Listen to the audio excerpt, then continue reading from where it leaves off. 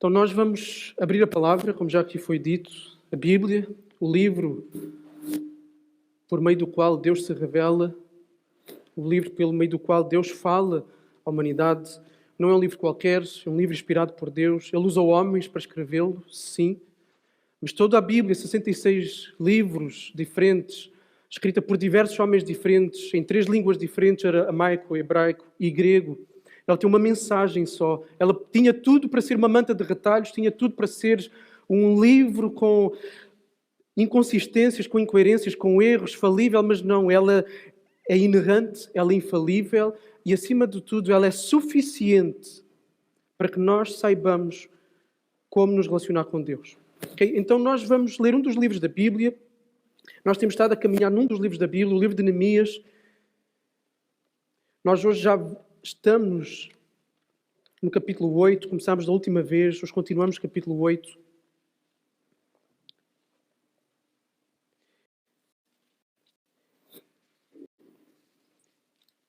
E para quem tem acompanhado, e quem não tem também vai ficar a saber, nesta caminhada que nós temos feito no livro de Neemias, temos falado muito, mas muito mesmo, sobre intencionalidade, ou seja, termos uma presença na nossa vida em que há intenção, ok? Em que nós não apenas vivemos a nossa vida num piloto automático, mas nós fazemos as coisas porque sabemos que temos que as fazer, ok? Nós assumimos as rédeas da realidade, nós respondemos à intenção, não esperamos que elas aconteçam, mas nós temos a intencionalidade de as fazer acontecer. Então nós temos falado bastante sobre intencionalidade naquilo que fazemos. Temos falado sobre responder convenientemente à realidade na qual nós estamos inseridos. Temos falado de servir, temos falado de amar quem se cruza connosco, todas as pessoas que se cruzam connosco. Temos falado que isso começa em casa, mas transborda para a sociedade, no trabalho, na igreja, no vizinho, nas pessoas com quem nós nos cruzamos. Nós temos falado sobre reconstruir ruínas de pessoas que estão à nossa volta, porque muitas pessoas vivem um inferno e nós que temos o céu no coração e aguardamos a consumação desse céu, que é a presença de Deus restaurando todas as coisas, devemos de levar este céu à vida de muitos, que é o inferno. Então devemos reconstruir e levantar as ruínas das pessoas, as nossas próprias ruínas, porque nós temos algumas ruínas nas nossas vidas. Temos falado de como perseveramos no meio de investidas que são feitas contra nós, injustiças, pessoas que nos querem atrair a lugares vulneráveis, a nossa própria carne, os nossos impulsos, os nossos instintos que tantas vezes são tiros nos pés. Nós vimos como nos proteger desses ataques. Nós vimos como nos alinhamos na grande história da redenção, porque existe uma história maior que as nossas histórias. Nossas histórias têm não mais do que 80, 70, 90 anos, ok? E há uma história muito maior que está e que se consumará no momento em que Jesus implementar, consumar o seu reino. Então, a história da redenção. Então, nos alinhando a essa história, vivendo em prol do avanço deste reino, ou seja, submetendo todas as nossas decisões, toda a nossa vida, as nossas afeições, a nossa dedicação a este reino. Ou seja, eu reoriento toda a minha agenda, todas as minhas prioridades em função deste grande reino. Eu instalo-me na história da redenção. Temos falado de avivamento. Temos falado de como a vitalidade espiritual da nossa alma e a vitalidade, a vida da nossa igreja dependem da centralidade das Escrituras. Foi o que vimos da última vez. E eu acho que a esmagadora maioria de nós aqui, e daqueles que têm acompanhado, e daqueles que ouviram isto até agora, querem viver aquilo que eu acabei de mencionar. Querem viver isto aqui. Alguns, talvez, espero que a maioria também, têm procurado e se esforçado para viver isto que está aqui. Nós temos nos deparado, eu já tenho ouvido comentários, eu próprio tenho dito isso, que este livro de Neemias tem sido absolutamente rico. Muito rico. Muito rico. Agora, quando parece que não há força para viver aquilo que sabemos que temos que viver? E quando a energia não é suficiente, seja para começar as coisas que sabemos que temos que começar a implementar na nossa vida, ou seja para mantê-las, porque parece que a força começa a faltar. Quando nem motivação sequer nós conseguimos encontrar em nenhum canto do nosso coração e da nossa alma. E falta a motivação, falta a força para sermos tudo isto. A perseverança nas coisas precisa de força. A obediência a Deus precisa de força. Amar a Deus, amar ao próximo, precisa, exige força. Perdoar exige muita força. Ser paciente com quem falha, algumas vezes repetidamente, e que é da nossa convivência, perdoar exige força. Disciplina nos deveres espirituais, orar e ler a Bíblia, exige força. Uma vida em família, onde nós respondemos adequadamente às exigências, às necessidades da nossa família, com tudo que as dinâmicas familiares implicam, exige força. Até uma vida de dependência no poder de Deus, nas nossas fraquezas, exige força. Dar o melhor para a glória de Deus e para o bem do outro, no nosso local de trabalho, entregando algo de valor à sociedade, por qualquer que seja o trabalho que eu e tu temos, exige força. Só que às vezes as forças falham. E tudo isto parece ser uma montanha intransponível. A dado momento nas nossas vidas, nós até podemos encontrar força em alguns lugares. Mas assim que algumas chaves são rodadas na nossa vida, assim que alguns botões são carregados, circunstâncias internas ou externas, essa força que pensávamos que tínhamos, desaparece. E aí percebemos que não foi mais do que um entusiasmo frágil ou uma outra qualquer motivação que não foi capaz e que não é capaz de dar a consistência e a constância que nós tanto desejamos. E por isso sabemos que deixamos mal Deus e deixamos mal as pessoas que estão à nossa volta. E entramos numa espiral descendente de tristeza, de desânimo, de ansiedade, de frustração.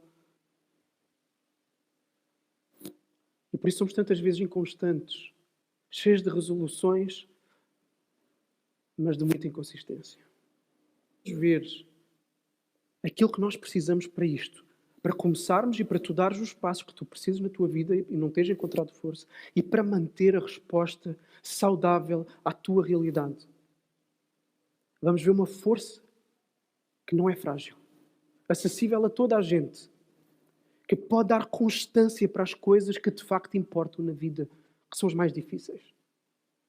Para todos nós, que para sermos quem temos que ser, à luz do que Deus pede de nós, e em especial para todos os que aqui nesta manhã estão cansados, desanimados, frustrados, exauridos, sem força, vamos ver uma força poderosa, extraordinária que tu podes agarrar para te instalares na realidade e seres constante nesta vida.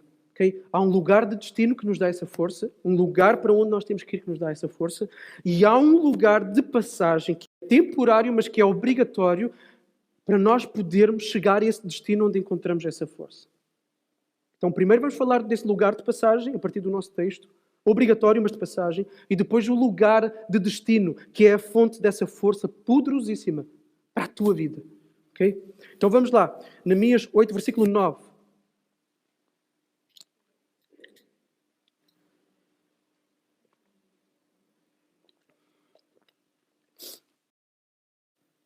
Neemias 8, 9. Diz assim: então Neemias, o governador, Esdras, sacerdote e escriba, e os levitas que ensinavam o povo, disseram ao povo: este dia é consagrado, é santo ao Senhor, vosso Deus. Não se lamentem nem chorem, porque todo o povo chorava enquanto ouvia as palavras da lei.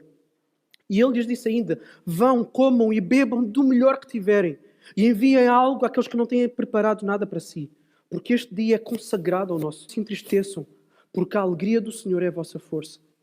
Então os levitas acalmaram todo o povo, dizendo: acalmem-se, porque este dia é santo, por isso não se entristeçam. Então todo o povo saiu dali para comer e beber, para enviar algo àqueles que não tinham preparado nada para si e para comemorar com grande alegria, porque entenderam as palavras que lhes haviam sido explicadas. Até aqui. Então Neemias, o governador aqui mencionado, nós vimos pelo percurso que fizemos até aqui, dos 7 capítulos anteriores, ele liderou a recém-construção das muralhas que estavam no chão desde que o povo de Israel, desde que aquela cidade de Jerusalém tinha sido exilada para a Babilónia. Então eles tinham regressado e 90 anos depois tudo continuava na mesma. As muralhas continuavam no chão. E uma cidade como Jerusalém, o único lugar da face da terra onde Deus se encontra com a humanidade, atraindo as nações a ela, não é digna enquanto não tiver o seu sistema de defesa mínimo de pé. As muralhas. Então Neemias reconstrói com o povo as muralhas da cidade, os respectivos portões. E agora, no final, poucos dias depois, eles têm este momento de leitura e disposição das Escrituras, feita por Esdras e pelos levitas. Porquê? Porque a principal reforma não era a das muralhas. A principal reforma era a do coração, da identidade. Eles tinham estado exilados num povo com uma cultura totalmente diferente, que não adorava a Deus, um povo de idolatria. E era preciso restaurar a identidade deste povo, restaurar o coração à adoração deste povo. E este era o motivo pelo qual Neemias empreendeu todas as outras construções. A construção das muralhas, a reconstrução dos portões, a reconstrução de várias casas que estavam caídas, a repopulação, o repovoamento da cidade e a sua organização, o seu planeamento urbano. Neemias faz tudo isso para que agora haja condições mínimas de segurança para então se passar à próxima fase, a reforma da adoração. Então Esdras, que é um escriba, é um professor, é um mestre da lei, a sua tarefa era ensinar a lei de Deus. E os levitas explicam o sentido do texto às pessoas, ao povo. Isto foi o que vimos da outra vez. E reação melhor não podia ter havido segundo aquilo que nós vemos hoje. O efeito nas pessoas é aquilo que nós encontramos aí no versículo 9. O povo chorava. O povo chorava porque ouvia as palavras da lei. A leitura, o ensino da palavra tinha produzido lágrimas, lamentação. Agora, não é que algum destes ensinos fosse novo para eles, porque Esdras já devia estar a ensinar o povo desde que ele veio do exílio.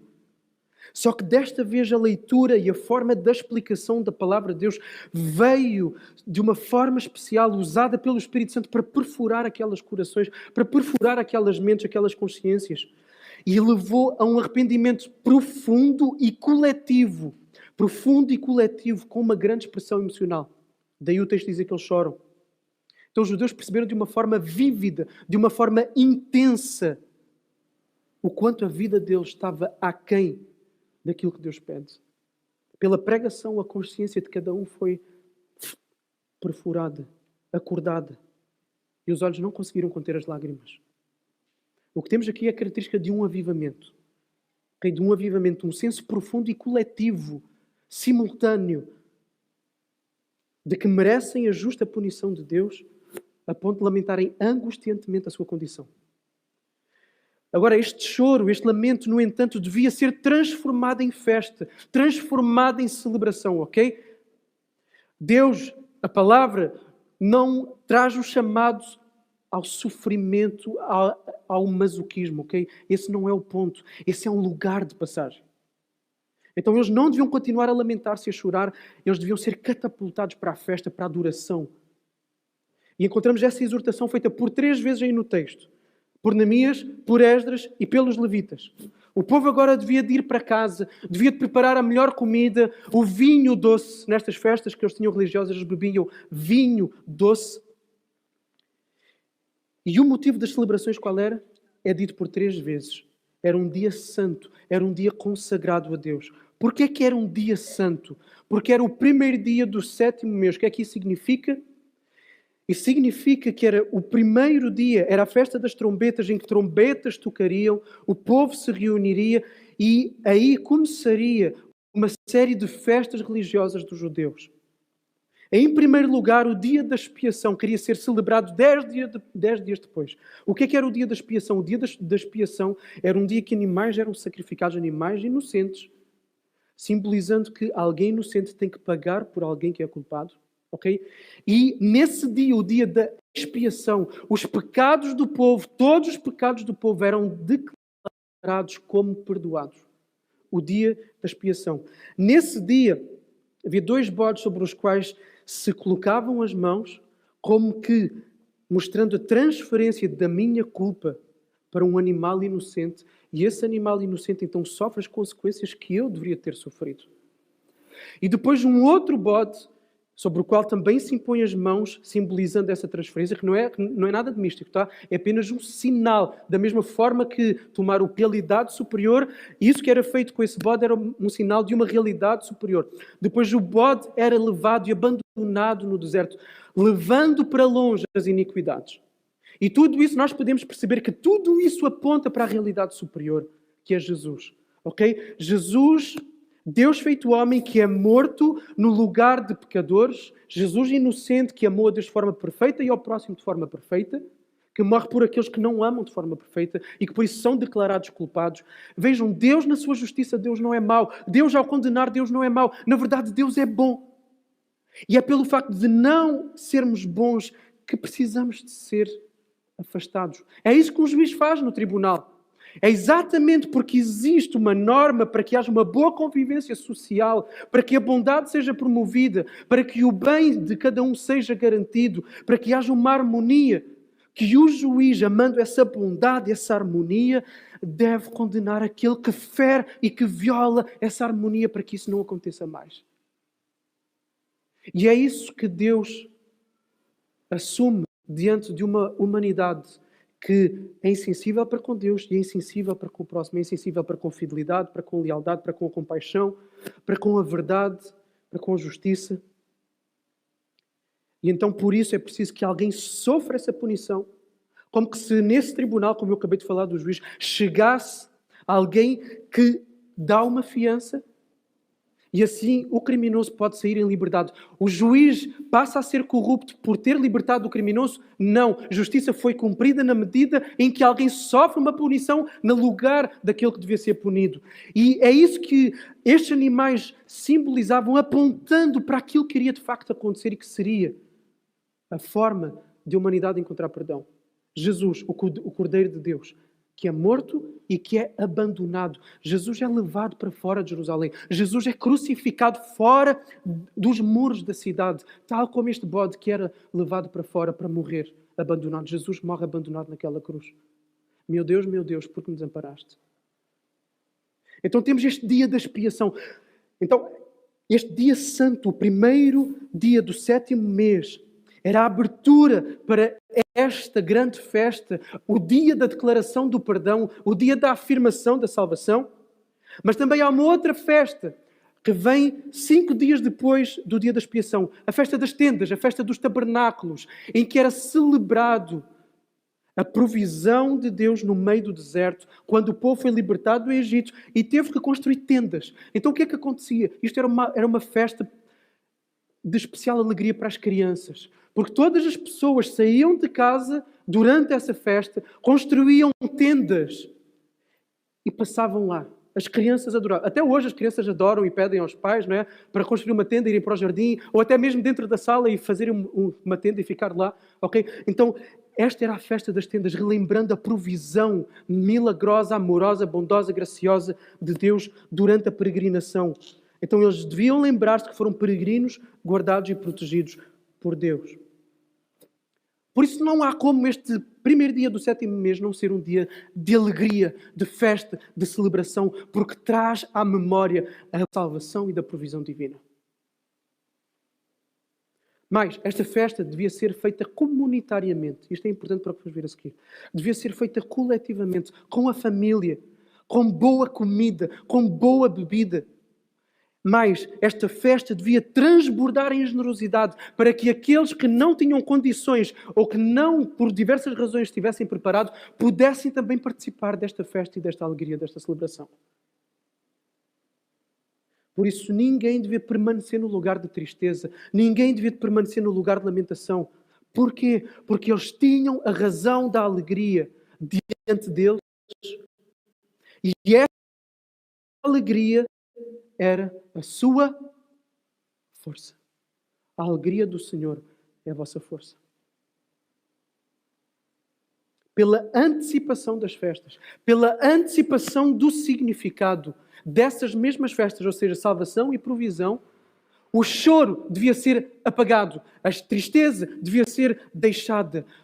Pelo contrário, devia vir celebração e alegria. A força para tudo aquilo que eu falei no início, a força para desabnegadamente, ou abnegadamente, peço desculpa, para servir o próximo sacrificialmente, generosamente,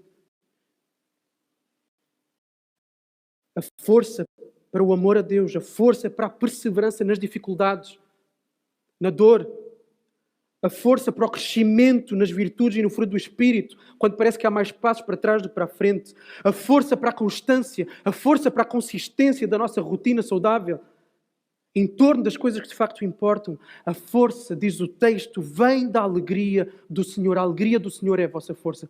Esta é a força. Mais à frente eu vou falar de que alegria é esta. Como ela é transformadora. Porque eu penso que muitas vezes nós temos uma ideia equivocada de alegria.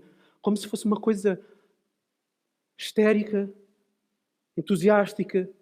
Mas a alegria bíblica é muito, muito, muito mais do que isso. É uma alegria que vem do céu. É uma alegria que é possível no meio da tristeza. Porque aquilo que muitas vezes é divino é paradoxal. É uma alegria possível no meio da tristeza. Transcende a nossa capacidade de compreensão, mas é possível na nossa experiência pessoal. É uma alegria possível no meio da injustiça, no meio do cansaço. É uma alegria que empurra, que impulsiona a obediência cristã, mesmo quando tudo nos quer travar nisso. É uma alegria que nos empurra para servir o próximo. Ok? Mas para já o texto leva-nos para outro lugar, antes de irmos para a alegria. O texto leva-nos para um lugar necessário, como eu disse, mas obrigatório. E obrigatório, mas que passageiro, temporário, para se poder chegar a esta alegria. Qual é esse lugar? O reconhecimento doloroso das limitações e insuficiências, a culpa e o arrependimento. Parece triste, mas é necessário. É triste. Os judeus, ao ouvirem a palavra de Deus, eles foram convencidos de como estavam longe, de como estavam distantes daquilo que Deus lhes pedia. Há uma reação semelhante. O rei Josias, quem quiser pode abrir comigo em 2 de Reis 22, quem quiser só ouvir pode ouvir. 2 de Reis 22, 8, e diz assim: então o sumo sacerdote Hilquias disse ao escrivão Safã: achei o livro da lei no templo do Senhor, isto porque eles tinham ido fazer uma reconstrução no templo. O templo estava a precisar de obras, eles vão fazer reparos.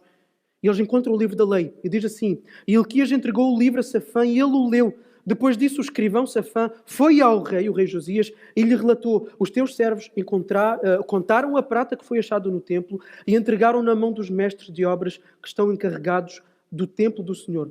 Safã, o escrivão, falou ainda ao rei: o sacerdote Hilquias entregou-me um livro. E Safã leu o livro diante do rei. Quando ouviu a leitura do livro da lei, o rei rasgou as suas vestes. Então o rei deu a seguinte ordem ao sacerdote Hilquias, a Aicã, filho de Safã, a Aqubor, filho de Micaías, ao escrivão Safã e a Asaías, oficial do rei: vão, consultem o Senhor por mim, pelo povo junto ao profeta e por todo o Judá, acerca das palavras deste livro que foi achado. Porque grande é o furor do Senhor que se acendeu sobre nós, porque os nossos pais não obedeceram às palavras deste livro para cumprirem tudo quanto está escrito a nosso respeito. Josias percebeu quanto a sua vida, a vida do seu povo, estava longe daquilo que Deus pedia. Uma vida de amor a Ele, uma vida de amor ao próximo. Porque é assim que se resume toda a lei. E exatamente essa angústia que Josias viveu, ao ponto de ele rasgar as vestes, essa é uma manifestação externa, comum, cultural daquela altura, rasgar as vestes. Essa mesma angústia foi a angústia que experimentou do apóstolo Pedro, seguidor de Jesus, em Atos capítulo 2, depois de ouvirem-no pregar sobre aquilo que fizeram com Jesus.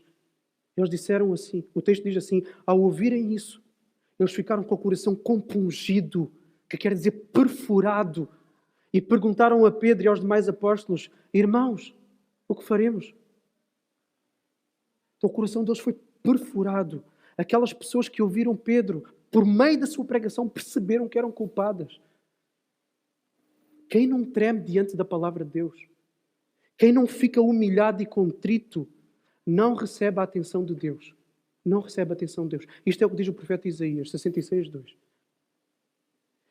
Por isso, ser trespassado pela espada do Espírito.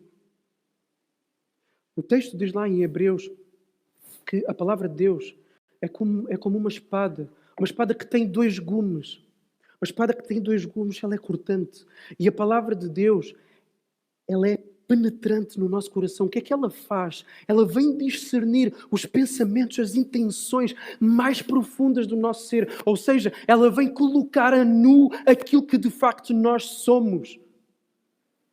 E se nós formos honestos connosco próprios, sempre que nós nos colocamos à frente do espelho, nós percebemos a nossa limitação e a nossa insuficiência. E uma pessoa, quando se depara com a palavra viva de Deus que de facto atua, que de facto penetra, a sua cegueira quanto ao seu estado desaparece. Ela percebe a sua condição.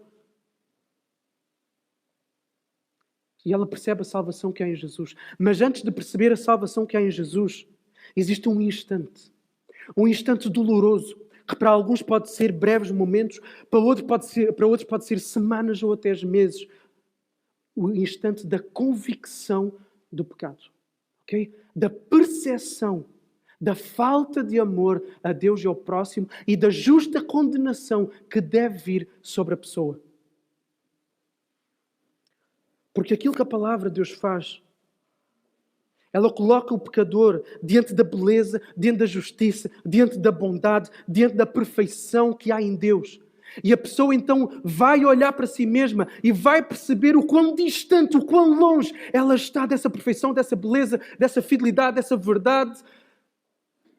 E por isso ela vai perceber o quão distante está de longe e que Deus é justo ao mantê-la nessa condição longe do seu favor e alvo da sua punição divina. Um missionário do século XVII, chamado David Brainerd. Alguns aqui conhecem. Nós temos, não sei se temos um livro, mas se não temos, podemos encomendar a biografia dele, escrita por Jonathan Edwards. E David Brainerd morreu com 27 anos.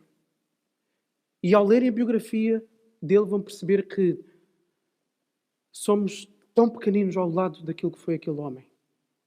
E David Brainerd, missionário entre os índios na América do Norte, ele escreve assim no seu diário, a 4 de novembro, ele diz assim, explicando de modo breve a maior parte deste capítulo. A verdade divina deixou marcas profundas em muitos dos presentes. Vários deles foram compungidos dentro do poder de Cristo, manifesto na ressurreição dos mortos, especialmente quando o caso de Lázaro demonstrou o seu poder de ressuscitar pessoas mortas, conforme muitos deles se sentiram naquele momento mortos e capazes de lhes dar então a vida espiritual. E também sentiram-se compungidos diante do poder de Cristo em ressuscitar os mortos no último dia, distribuindo galardões ou punições. Alguns daqueles que chegaram aqui recentemente, vindos de lugares distantes, estão sob profunda convicção acerca das suas almas. Uma índia, em particular, que poucos dias atrás chegara aqui bêbada, gozando de nós, e que por todos os meios procurava perturbar-nos enquanto adorávamos o Senhor, ela agora estava tão preocupada e aflita acerca da sua alma que parecia incapaz de conseguir qualquer alívio sem o benefício de Cristo. Houve muitas lágrimas, soluços e gemidos por toda a Assembleia. Alguns choravam por si mesmos, outros pelos seus amigos. Isto é avivamento. Quando Deus aponta a sua luz ao coração de um pecador, é impossível não haver aflição. Porquê? Porque toda a podridão, a insuficiência e as limitações são expostas. Ninguém pode experimentar a alegria vital que eu vou falar a seguir para a alma sem experimentar esta tristeza angustiante primeiro.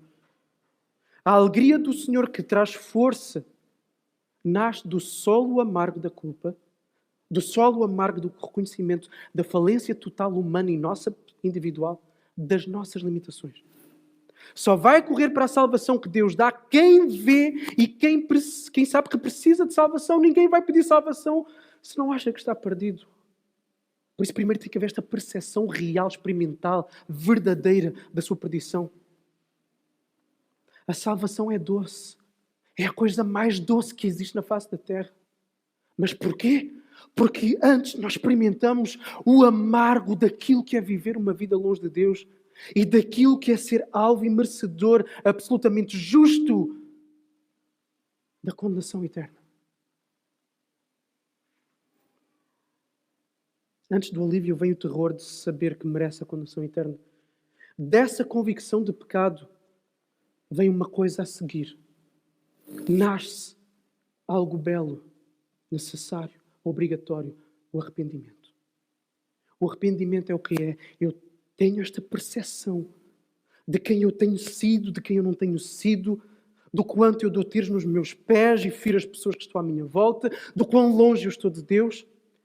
E o desejo de querer mudar, de não querer mais ser um desejo de mudança, esta fome e sede de justiça que Jesus fala nas bem-aventuranças. Bem-aventurados aqueles que têm fome e sede de justiça, ou seja, aqueles que não querem mais estar como estão, aqueles que querem ser bons, fiéis, verdadeiros, amigos, cuidadores, amáveis, bondosos, os que têm fome de estar com Deus, de ser ligados a Deus. Bem-aventurados fome e sede de justiça, porque esses serão saciados. Diante da convicção do pecado, do terror, da insuficiência, deve vir o arrependimento.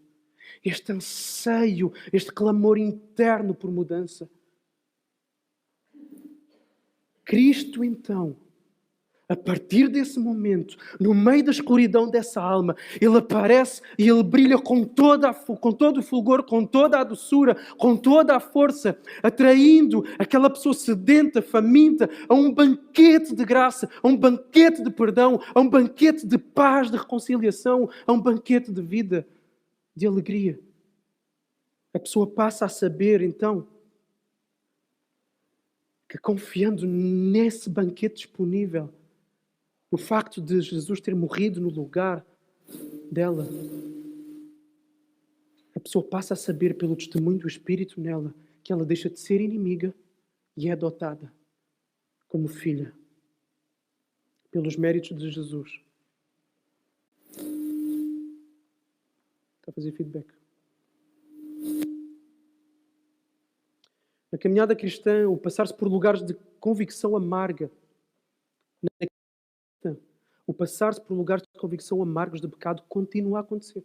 Não é só no momento deste life-changing, desta mudança, ok? Não é só nesse momento.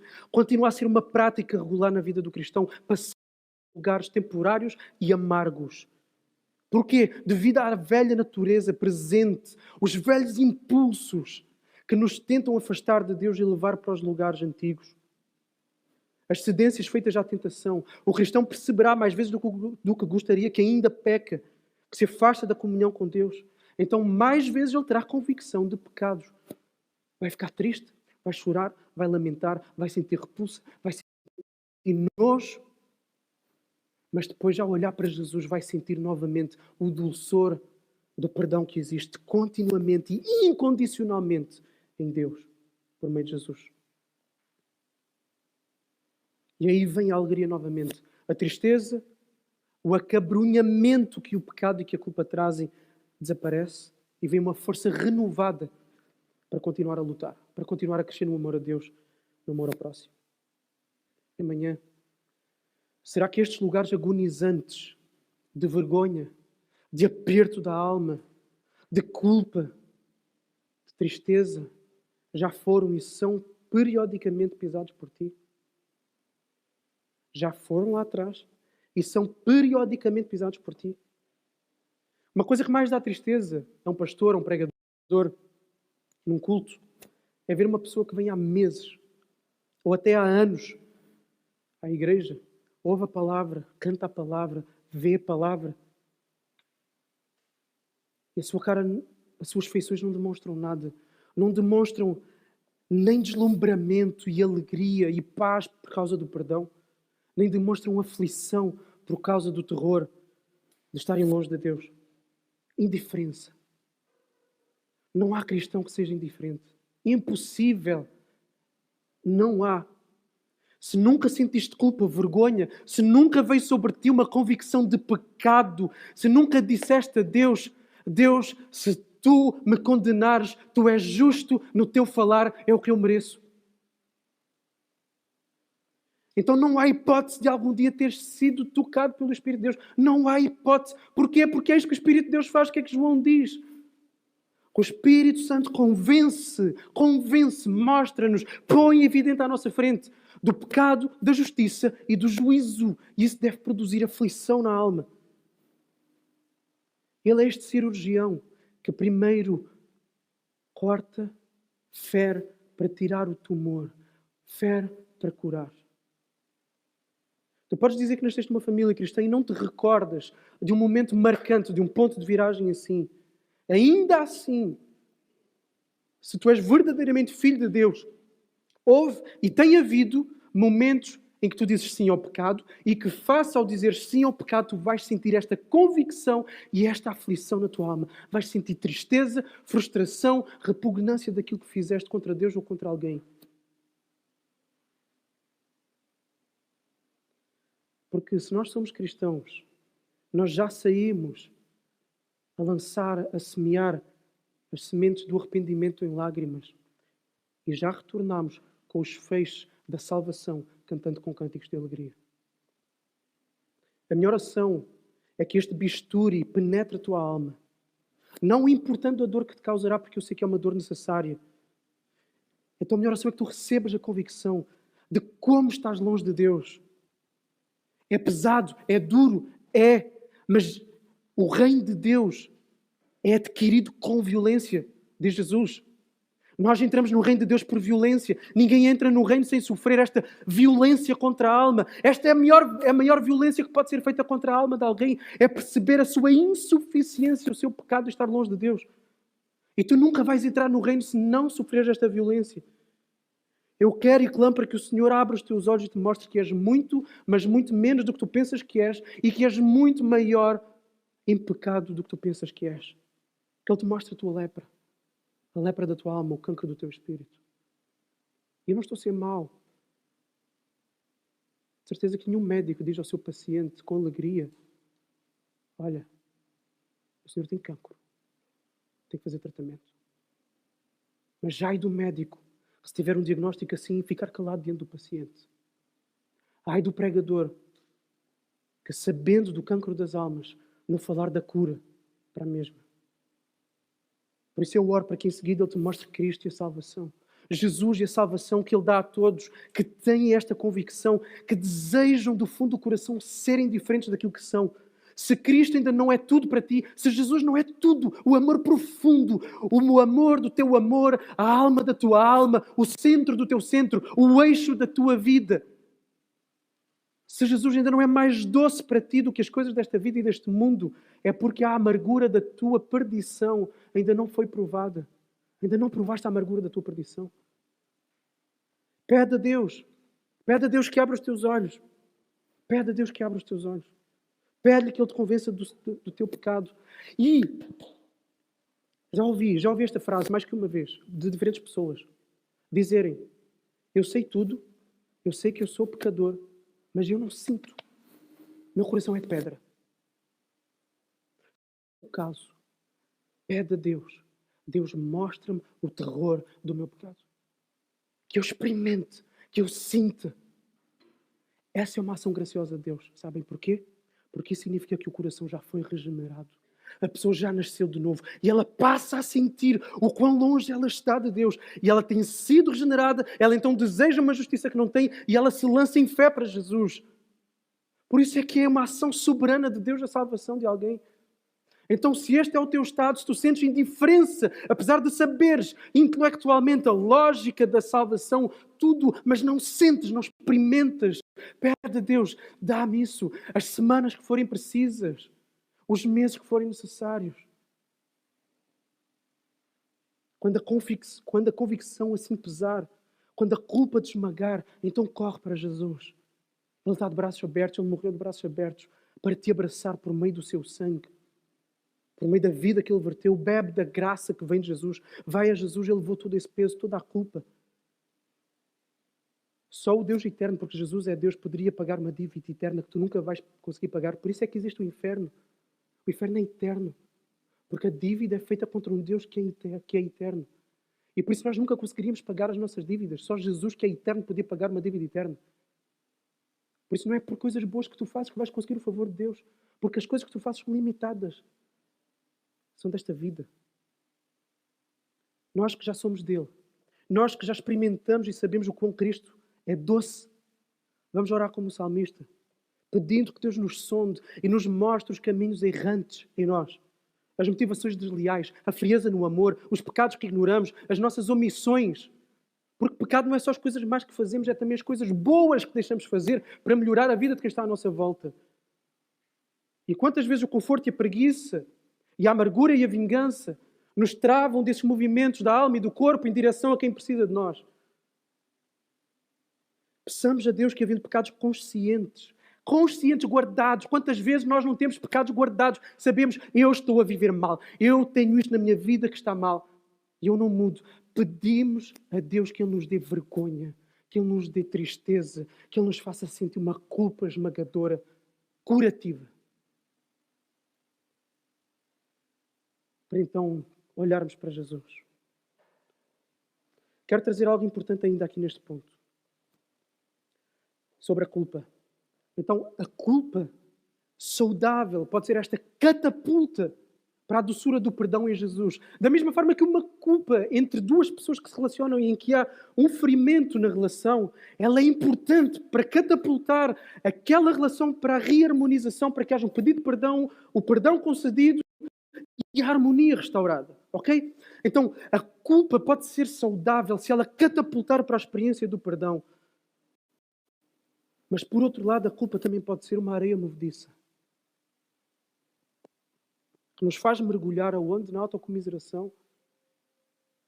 E na incredulidade da veracidade da promessa do amor incondicional de Deus. Não há pecado, ouve bem, não há pecado que Deus não te possa perdoar. Não há pecado. Em Jesus Cristo, Jesus disse, está consumado. Não importa o quão grotesco, o quão horrível tenha sido o teu pecado, ou o quão repetitivo e reincidente. Não há pecado que Jesus não possa perdoar. O seu perdão é eterno, é do tamanho da sua pessoa que é eterna. Então não caias na armadilha do legalismo. Do legalismo é o que é? De tentarmos produzir alguma coisa para obtermos o favor divino. Ok? Não caias no legalismo de chafurdares na culpa. Ok? E às vezes nós entramos nesse movimento. Ok? Chafurdar na culpa. Chafurdamos na culpa. A fim de nos sentirmos mal o suficiente. Porque achamos, não, eu fiz isto foi mal. Então primeiro eu tenho que me sentir mal o suficiente para Deus me dar o seu favor. Porque se eu não me sentir mal o suficiente, Deus não me vai perdoar. Quantas vezes isto não acontece na nossa alma? Sejam sinceros, na minha acontece. É como se tivéssemos que passar por uma autoflagelação da alma. Isto era a mentalidade das obras do catolicismo, em que Lutero disse, basta, chega. Porque não é por meio daquilo que nós fazemos ou sentimos, mas é por meio daquilo que Ele fez e que Ele promete e pela confiança naquilo que Ele nos diz. Então não chafurdes na culpa. Não é por ela que tu vais conquistar o amor de Deus. Foi a flagelação de Jesus e não da tua alma que te dá o perdão. Está pago. Foi condenado, foi consumado. Não há condenação para aqueles que estão em Cristo Jesus. E não há nada mais doce do que isto. Se nós não conseguirmos perceber doçura no meio desta verdade, se não virmos beleza nisto aqui, estamos mal. Não vemos beleza em mais nada. O amor do Pai é o amor do Pai que te ama incondicionalmente. E o amor do Pai não é maior nos dias em que tu fazes as coisas bem e não é menor no dia em que tu fazes tudo mal. O amor do Pai é igual todos os dias. Todos os dias. Nem 1 milímetro para a frente, nem 1 milímetro para trás. Porque depende apenas de Jesus. Não depende de mim e de ti. Caíste. Chora o teu pecado. Pede perdão a Deus, pede perdão a quem tenhas ofendido, levanta e segue em frente. Acabou. Mas o que eu fiz foi muito grave. Mas o que eu... Resolve o que tens de resolver, restitui a quem tens de restituir. Mas com Deus, sabe, acabou.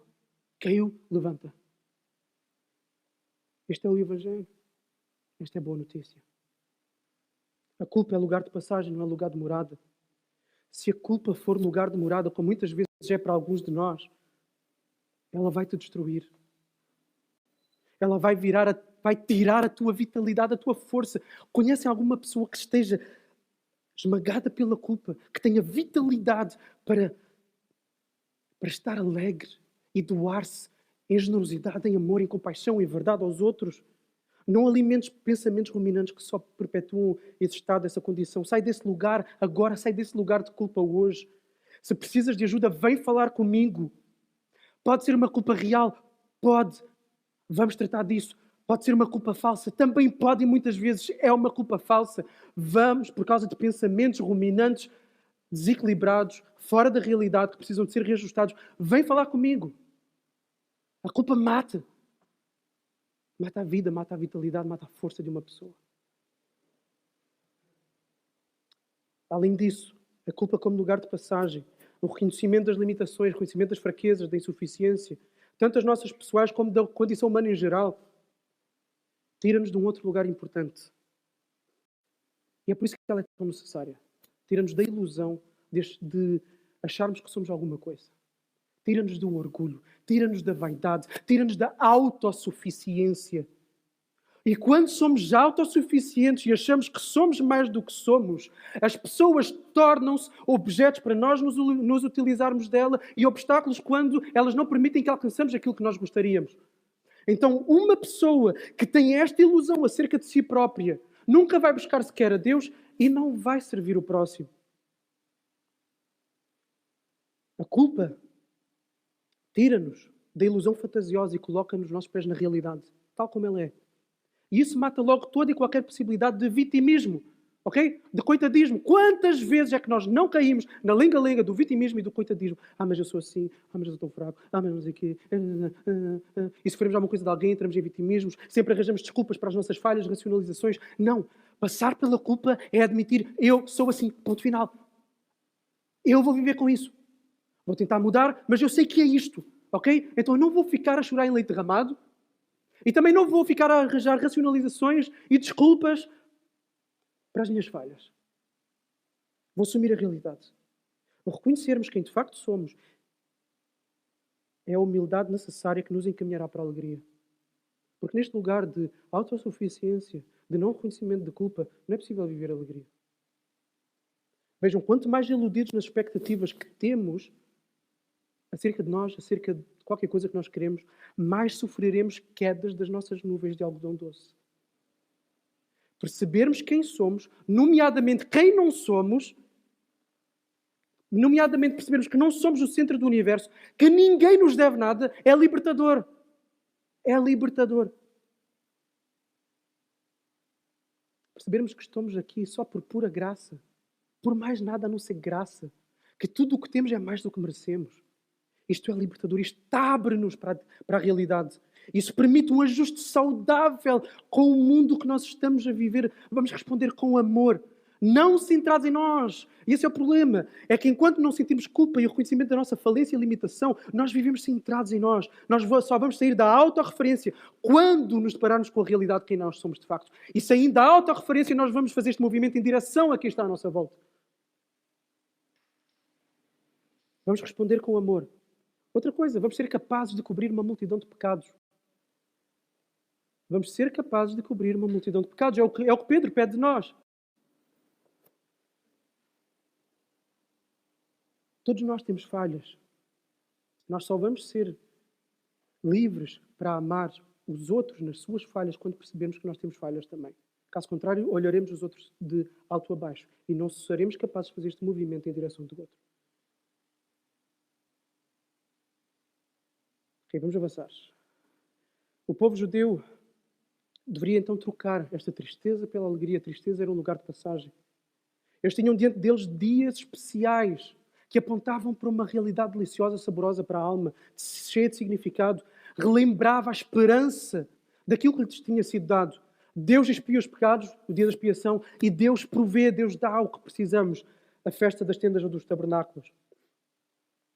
Sem esta promessa da declaração do perdão infalível e incondicional de Deus, não há hipótese de esperança.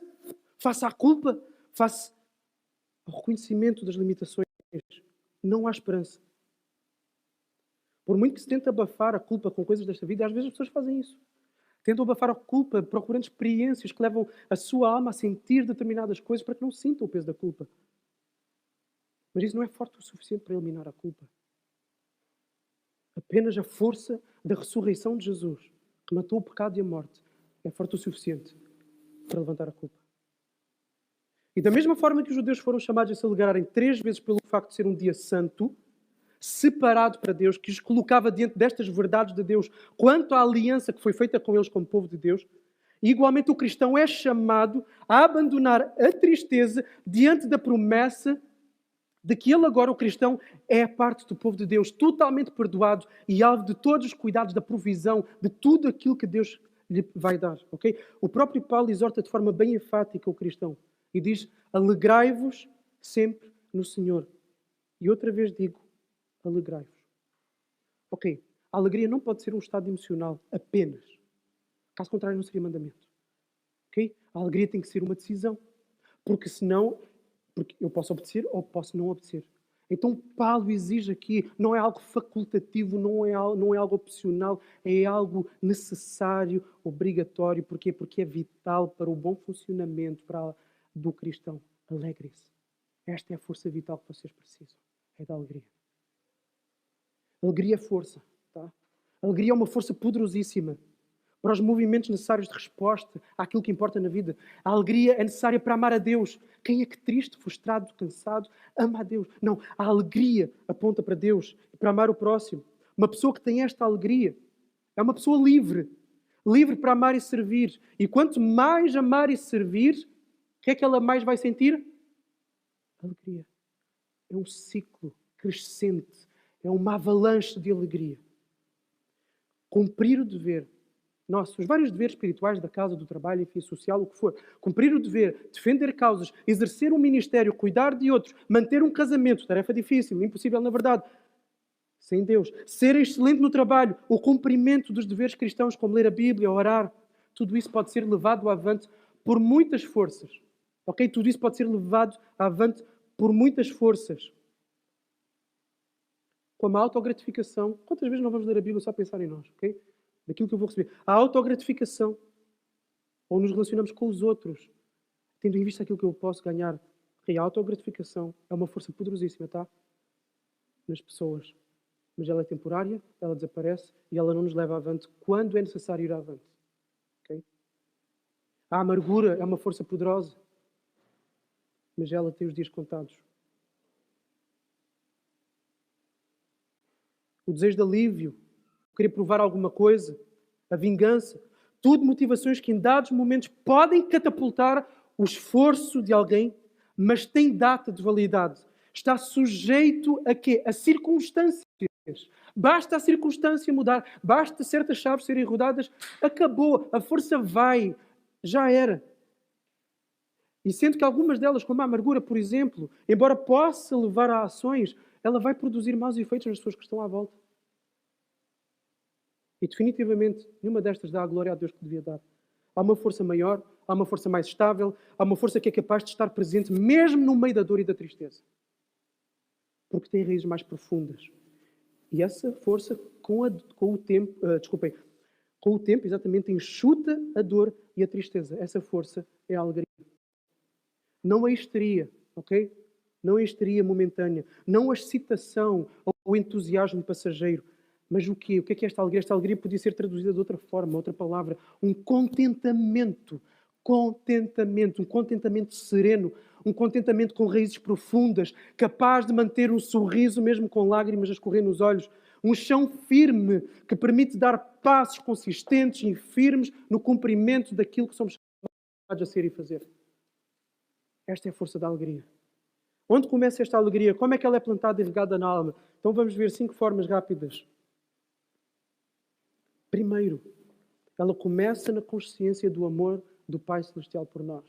Okay? Ela começa na consciência do amor do Pai Celestial por nós. Por isso é que precisamos do Evangelho continuamente. O que é o Evangelho? A boa notícia de que Jesus são perdoados. Precisamos de ser expostos à verdade, o amor incondicional de Deus por meio de Jesus continuamente. Para quê? Para que a esperança seja renovada, para que a certeza do perdão seja renovada, para que a culpa, a tristeza, a frustração que nos amarra, que nos prende, que nos dá tristeza e rouba a alegria, deem lugar então à alegria. Agora, onde é que essa exposição ao amor incondicional de Deus acontece principalmente? Aqui, na igreja, em comunidade. Tal como aquelas festas que lembravam as verdades acerca de Deus para com o povo judeu, deviam ser vividas e celebradas em comunidade. De igual modo, o povo, depois da ressurreição de Jesus, deve-se juntar para ouvir a leitura e a pregação do Evangelho, deve-se juntar para cantar o Evangelho, deve-se juntar para orar o Evangelho e deve-se juntar para ver, sentir palatavelmente, sensivelmente o Evangelho por meio do batismo e por meio da ceia. E todo o Evangelho que nós cantamos é o relembrar, é o colocar dentro dos nossos olhos que há um Pai que nos ama incondicionalmente ao ponto de Ele ter dado o seu Filho por nós. Se daí não vem alegria, não sei de onde mais ela virá. Ela também acontece no exercício da leitura da Bíblia, da oração. Por isso, se tu tens poucas forças, se neste momento poucas forças te restam, se há falta de motivação, se a energia se foi, precisa, antes de tudo, as poucas forças que tu tens para manter-te comprometido, como dizem os brasileiros, engajado na realidade de tudo aquilo que deves ser e fazer, das poucas forças que tens, reúne-as e expõe-te dentro do Evangelho. Vai à igreja, custa o que custar. Reúne-te com o povo de Deus, custa o que custar. E abre o teu coração ao Evangelho que Jesus quer mostrar. Reúne as poucas forças que tens. Abre a Bíblia diariamente e lê, nem que seja 2 versículos. Se não tens forças, pede a alguém que te leia. Mete um áudio, ouve a palavra, ser exposto dentro do Evangelho. A alegria vai chegar. Pode vir a conta-gotas, mas ela vai chegar. O deserto dará lugar a um jardim. Isto porquê? Porque é por meio do Evangelho exposto dentro dos nossos olhos, por meio de todas estas formas que nós somos relembrados vez após vez que houve uma expiação, que somos amados incondicionalmente e não rejeitados eternamente. Isto é fundamental porquê? Porque o ser humano, presta atenção aqui, o ser humano foi criado para o amor. Foi criado para amar e para ser amado. Deus, Filho e Espírito se amam de tal forma que o seu amor transborda ao ponto de criarem um novo objeto do seu amor, o homem, para que este homem devolva também amor a Deus e ame o seu próximo. E a vida feliz, o propósito da humanidade é este, é se alegrar em Deus, ter prazer em Deus e uns nos outros. Então o ser humano foi feito para este amor. Então a restauração à realidade do amor incondicional do Pai, que é a condição vital do amor, ser ligado ao Deus que é chamado pela Bíblia, o Deus do amor, é fundamental para experimentarmos outra vez este amor e sermos capacitados a amar aqueles que estão à nossa volta. A restauração à realidade do amor incondicional do Pai e a consciência dessa verdade vão trazer uma alegria existencial. Porquê? Porque foi para isto que fomos criados. É o âmago da nossa existência. Okay? Só há sentido na vida humana no amor. No amor a Deus e no amor ao próximo. Por isso, qualquer busca de sentido fora deste lugar não traz alegria. Aquela alegria existencial, aquela alegria que tem raízes no mais profundo da alma. Esta alegria que é esta força que eu estou aqui a falar, ela vem quando nós somos reencontrados neste amor. Por isso, se somos de facto filhos de Deus, nós não vamos, por exemplo, buscar amor, não vamos sentir necessidade de exigir amor dos outros. Não vamos sentir necessidade de exigir amor dos outros. Temos um vislumbre do amor de Deus por nós. Não vamos exigir amor de quem está à nossa volta. Ninguém nos deve nada. Porque em Jesus já temos tudo. E quando nós encaixamos isto aqui, isto liberta-nos para vivermos a alegria e irmos em direção dos outros. Okay? Seremos capazes de viver rejeição. Rejeição de quem for. Porquê? Porque a rejeição mais importante e mais dolorosa de todas já foi apagada. Fomos aceitos pelo Pai. Okay? Então a alegria existencial profunda começa aqui no realinhamento com o amor do Pai. Segunda forma de alimentar o amor. Okay? Desculpem, a alegria. Primeiro, assegurarmos do amor incondicional de Deus. Segundo, sabendo que Deus provê tudo aquilo que Ele sabe que nós precisamos. Okay? O salmista diz no Salmo 23, o Senhor é o meu pastor e nada me faltará. Okay? O pastor dá às ovelhas aquilo que o pastor sabe que as ovelhas precisam. De igual modo, nós temos de enfiar nas nossas cabeças, nos nossos corações, que aquilo que nós temos neste momento na nossa vida, a realidade em qual estamos, as circunstâncias que nos chegam, estão debaixo da soberania e da sabedoria amorosa de Deus. Deus é o nosso pastor e nos dá aquilo que precisamos, nem a mais, nem a menos. Confiar na soberania amorosa do Pai, na provisão e na nossa direção, vai nos levar a fazer as pazes com a realidade. Porque muitas vezes vivemos amargurados, frustrados, não experimentamos esta alegria porque não estamos em paz com a realidade. Com as circunstâncias, com o que está mal, não devia de estar, com aquilo que o outro me fez, com a condição da minha família, com o meu trabalho, com o meu salário, com a minha conta bancária, com o que for.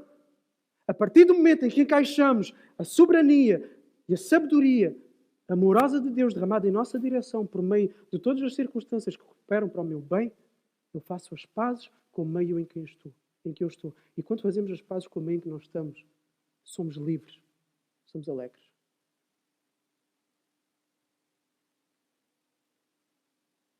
Nós sabemos que o objetivo não é termos a nossa vida melhor aqui. Sabemos que o nosso objetivo é sermos conformados à imagem de Deus. Por isso, nós vamos olhar até para essa realidade que é dura, vamos fazer as pazes com ela, sabendo que essas circunstâncias, permitidas por Deus, são as ferramentas que nos vão transformar em imagem de Jesus. E não há nada melhor na vida do que isso. Se daí não dá para tirar alegria, não sei de onde tu vais buscar alegria.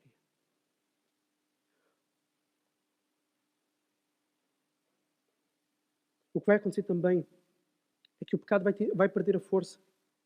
Vitórias sobre pecados recorrentes, sobre tentações recorrentes serão mais frequentes, essas vitórias serão mais frequentes na medida em que houver maior alegria. Porquê? Porque quando cremos na provisão de Deus e nós bebemos dessa provisão de Deus e tudo aquilo que Ele nos traz, nós estamos contentes e satisfeitos. E o que é o pecado? O pecado nada mais é do que um atalho para a satisfação fora de Deus. Então, quanto mais visivelmente percebermos a provisão de Deus e nos alimentarmos dela, menos cederemos aos banquetes venenosos que o diabo nos quer colocar à frente.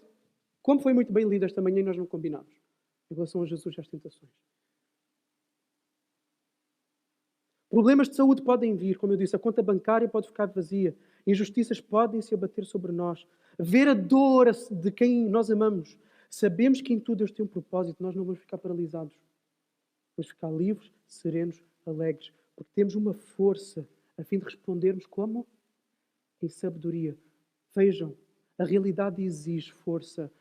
Pessoas que sofrem ao nosso lado, se nós nos deixarmos abater por esse sofrimento, nós não vamos ser capazes de dar a resposta que temos que dar. Por isso, olhar para a soberania de Deus, confiar no seu cuidado, liberta-nos para nós servirmos e sermos quem os outros precisam que nós sejamos. Isto é fantástico. Terceiro, forma de trazer alegria, alimentando a esperança. Saber-se que se está a caminho de algo melhor e maior alimenta a alegria para um presente e uma realidade que se podem mostrar difíceis. Okay?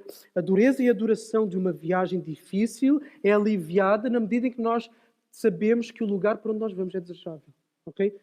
Neemias e Esdras, ao conduzir o coração do povo a ter a atitude certa diante daquelas festas, estavam a alinhá-los novamente com aquilo que eles tinham perdido, com o propósito redentor de Deus para a história da humanidade. Eles eram o povo de Deus, deviam atrair as nações, deles viria o Messias, ok? Então eles estão a realinhá-los neste projeto de esperança para a humanidade.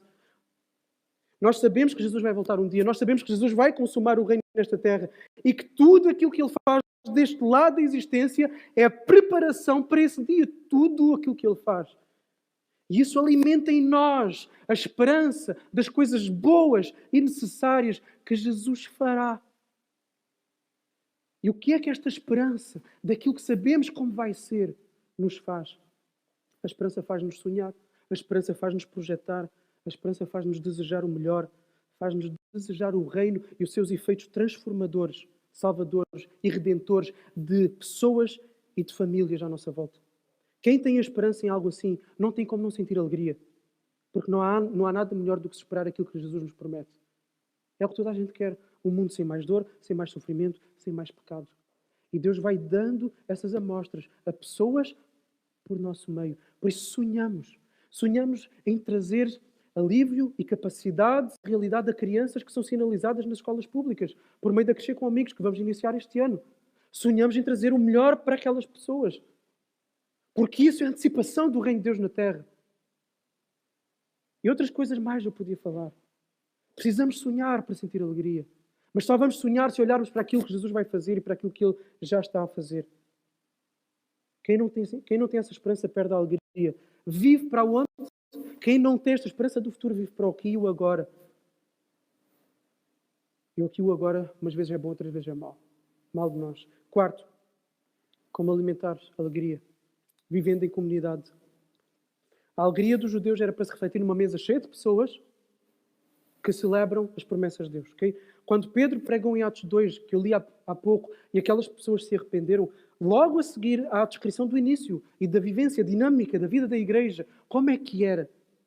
As pessoas tinham alegria e singeleza de coração e passavam a vida à mesa umas com as outras para comer e para celebrar a ceia, porque a ceia e a refeição foi feito junto durante muito tempo na igreja primitiva. O índice de transmissibilidade, não do Covid, o índice de transmissibilidade de alegria numa comunidade alegre em Deus é altíssimo. Encontrem uma comunidade que está alegre em Deus, não alegre nestas coisas passageiras da vida, mas alegre em Deus. O índice de transmissibilidade dessa alegria é muito alto. Aí há muito evangelho, aí há adoração, há santidade, há humildade, há confissão de pecado, há senso de que se é amado por Deus, há esperança, há confiança na provisão de Deus. Por isso, quem entra numa comunidade assim, quem vive no meio de uma comunidade assim, vai ser o quê? Contagiado por essa alegria. Então dediquemos-nos à vida em comunidade e juntemos em especial àqueles que têm uma carga viral maior de alegria. E vamos perceber que na maior parte das vezes as pessoas que têm uma carga viral maior de alegria são aquelas que passaram por mais dor, por mais dificuldades e por mais agruras. Ou seja, elas encontraram verdadeira alegria, aquela que não decepciona no meio da dor. Junta-te a essas pessoas. Quinto e último. Existem outros com quem nós temos que caminhar também. Então, para alimentar a nossa alegria, nós precisamos de caminhar com quem tem alta carga viral de alegria, mas precisamos de caminhar com quem tem menos alegria, a fim de partilharmos com eles. Quanto mais partilhas com quem não tem motivos para se alegrar, mais a tua alegria se dilatará e se fortalecerá. Os judeus não deviam ir só para casa celebrar. Eles deviam de dar a quem não tem para que pudessem celebrar também. Aqui nós somos chamados à generosidade que visa o bem e o florescimento do outro, enviando-lhes comida. Comida para a alma.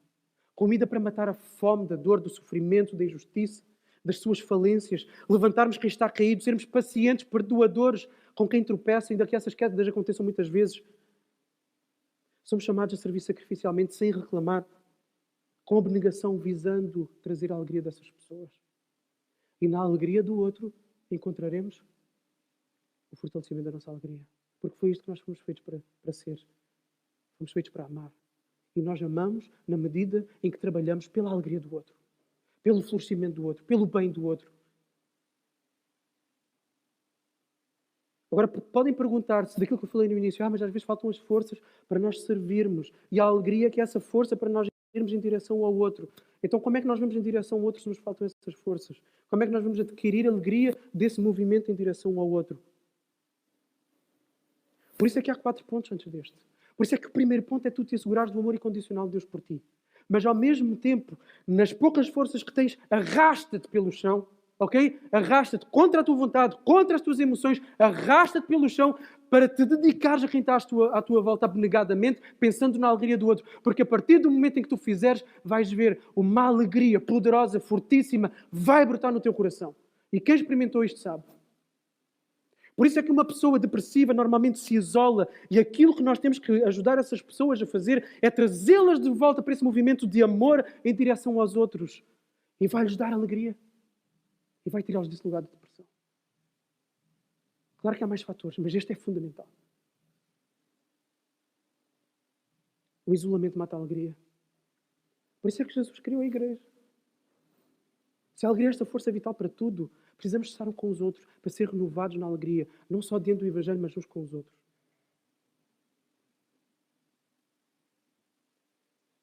Então, viver em alegria é viver livre. Quem está triste não está livre. Quem está frustrado não está livre. Quem está cansado não está livre. Quem sente culpa não está livre. Quem está livre, vive em alegria. Vive contente com a realidade, mesmo que não seja a melhor. Mas vive contente, em paz com Ele por tudo aquilo que eu disse. Em paz com Deus e com tudo e todos à sua volta. É saberes quem tu és em Deus e que nada mais muda a tua condição. Por isso tu estás num chão de identidade absolutamente firme e imutável. É saberes que aquilo que te espera lá à frente E por isso tu não ficas refém daquilo que tu vives no agora e no presente. Por isso estás livre para te dedicar a Deus, para te dedicar ao próximo. A única coisa que te limita, meu amigo, meu irmão, a única coisa que te limita é o orgulho, é o egoísmo, é a autorreferência. Por isso é que nós passamos pelo lugar obrigatório da culpa, do reconhecimento, do arrependimento. Tá? Então passa por esse lugar de arrependimento. Nunca vais sentir alegria se não passares por ele. E alimenta a tua alegria. Tendo a certeza do amor de Deus por ti, ao dispores à boa notícia do Evangelho. 2, alimentando a tua confiança na provisão de Deus, ou seja, aquilo que tu vives, aquilo que tu tens agora, é o que Deus quer que neste momento tu vivas. Porque Ele tem outros propósitos maiores. 3, alimentando a esperança de que o melhor está por vir.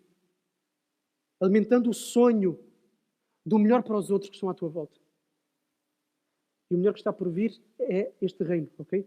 4, alimenta a tua vida em comunidade, colocando-te bem perto de quem tem alta carga viral de alegria. E 5, coloca-te perto daqueles que têm pouca alegria, a fim de partilhares com eles. Mostrando-lhes o que é o perdão, apontando-lhes a culpa, enfim, que eles façam todo este percurso que eu aqui falei. Quanto melhor não seria a nossa comunidade, a nossa cidade, o nosso país, se não vivemos assim. Vamos orar. Jesus, obrigado pelo teu amor. Este amor que nos catapulta para uma identidade que está baseada em algo que não muda. Jesus, traz-nos a alegria que precisamos. Eu peço em especial por todos os meus irmãos que não têm esta alegria. Que lhes falta a força para enfrentar as coisas, para dar resposta às várias esferas da realidade. Dá-lhes a tua alegria, que o remédio está aqui e foi ouvido hoje, Senhor Jesus. Faz passar no lugar da culpa, do arrependimento, do reconhecimento da limitação, da falência, da insuficiência. E então leva-os, Senhor, a estes passos que alimentam a alegria, Senhor Jesus. Sejamos uma comunidade alegre, para que aqueles que não a têm possam encontrá-la aqui. Sejamos alegres e levamos esta alegria para as nossas famílias, o nosso trabalho, a nossa cidade, para a tua glória, no nome de Jesus. Amém.